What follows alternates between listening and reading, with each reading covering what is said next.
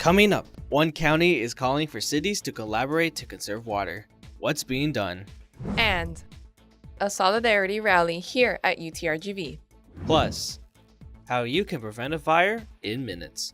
KVAQ TV starts now.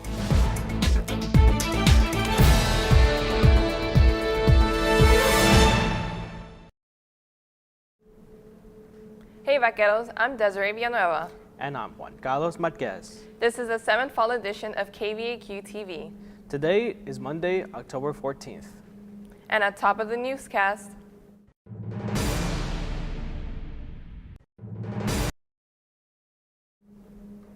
Hidalgo County is actively working on increasing collaboration among cities for a drought contingency plan. Cities in Hidalgo County are required by the state to have a 5-year drought contingency plan. Hidalgo County Judge Richard Cortez says that the county is trying to have all cities adopt similar water conservation guidelines. Cortez speaks about the potential water restrictions, saying Hidalgo is 20% below water levels. So we have 6 stages of which we call, trigger points also. And the stage we're in right now is we're in a critical situation. It would go 15 or below, then that's going to come into the emergency declaration situation. Cortez says desalination is a costly process which is not financially viable for the county. In the meantime, the county is in the process of receiving a grant from the Net Bank to study alternative sources of water. Last Monday, the Rio Grande Valley Youth Democratic Socialists of America held a Palestine-Lebanon solidarity rally. On the UTRGV Edinburgh campus chapel lawn, the rally's main goal was to spread information on the Palestine and Lebanon conflicts through pamphlets and numerous speeches from event organizers. Dozens of attendees marched through campus, waving numerous signs and chanting. Free Palestine! Free, free Palestine! Free, free Palestine!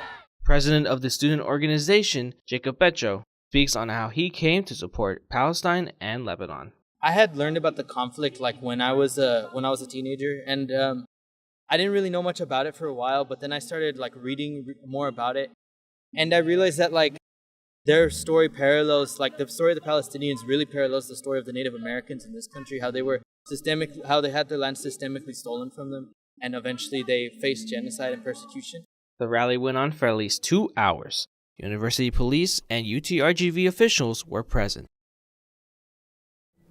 According to the U.S. Fire Administration website of 2022, 46% of fires are started in the kitchen.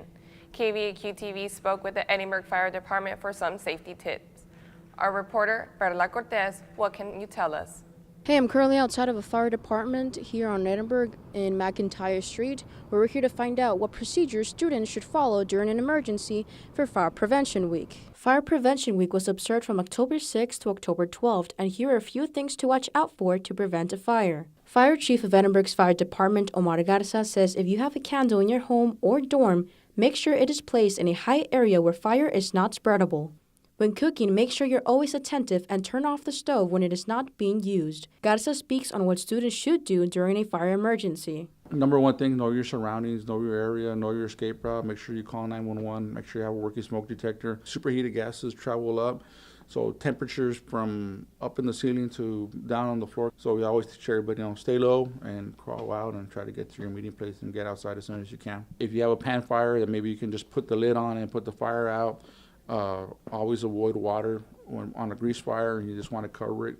3 UTRGV students were interviewed about fire safety. They all responded by saying UTRGV does not provide enough information on awareness or prevention when it comes to fire safety. I haven't seen anything about it, and I follow a lot of their accounts, so I've seen more police stuff, but not really fire things. If there was a fire, this is how you get out, this is where you can go, or just more precautions with it, and mainly where's the first aid if you do catch on fire and you get a burn. I haven't heard much about fire prevention from the school, so I wouldn't be able to say that they do. So no, I don't think they do. I have not heard anything of that here at UTRGV. I know there's courses online that you could take, but they really don't talk about it out loud. KVAQ-TV tried to contact the Office of Environmental and Life Safety at UTRGV regarding safety procedures and awareness for the campus, but the department has not provided time for an interview yet. Garza adds if any student or individual requires a smoke detector, they can request a free installation online through cityofedinburgh.com. It takes, I don't know, about 20, 30 seconds to apply for it, and then we'll give you a call, we'll set up the appointment, and the fire truck will go out there and we'll install a smoke detector for you, free of charge. When it comes to smoke detectors and fire extinguishers, make sure you check the expiration date before using. Fire extinguishers have the date stamped on the bottom of the can. Garza says smoke detectors should be replaced every 10 years. If the device makes high-pitched sounds, then it needs to be replaced. For KVQ-TV in Edinburgh, Perla Cortez. According to the U.S. Fire Administration, some fire extinguishers may be rechargeable. However, if the pressure is too low, they need to be replaced. As part of Domestic Violence Awareness Month, KVQ-TV interviewed a representative from Friendship of Women. Sexual assault outreach educator Rebecca Tortea says Friendship of Women is a nonprofit organization that offers a variety of services from legal advocacy to court accompaniment. On average, Friendship of Women provides a safe place to 450 women and children each year. We have counseling services, and then we have our sexual assault program and our family violence program, where we have crisis intervention and advocacy. I think it's important that everyone knows that we're here and that we exist, because all we want to do is help. So I would say to just not be afraid or ashamed to call us. Tortea says the organization provides a hospital companion as well as supportive housing and shelter. The Friendship of Women is located at 95 East Price Road in Brownsville. For more information about programs and services, contact the 24-hour crisis hotline at 956-5444-7412. UTRGV sports fans, we've got a lot to cover, so let's dive right in. UTRGV volleyball tallied its first home win of the season, and they lost last week after defeating the Northwestern State Demons 3-1 Thursday and losing 3-2 to the Texas A&M Corpus Christi Islanders Tuesday. Both matches were conference games. During the match against the Islanders, UTRGV and Texas A&M Corpus Christi were neck and neck throughout the 5 sets. Head coach Todd Lowry says the team needs to focus on its strengths. Obviously Corpus is a tough team for us to play against.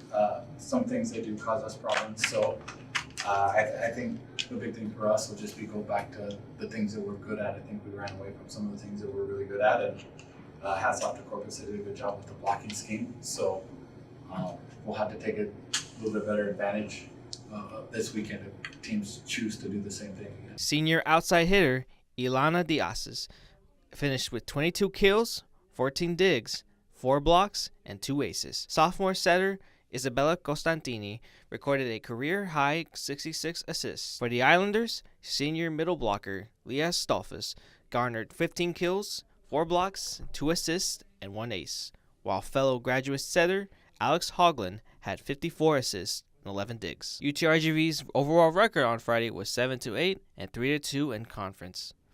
UTRGV had a conference game Saturday against Texas A&M Commerce at home. Results for that game are available at goutrgv.com. That's all for our newscast. Make sure to watch us Monday through Friday on VCast monitors and on social media. For KVQ TV, I'm Desiree Villanueva. And I'm Juan Carlos Marquez. V's up!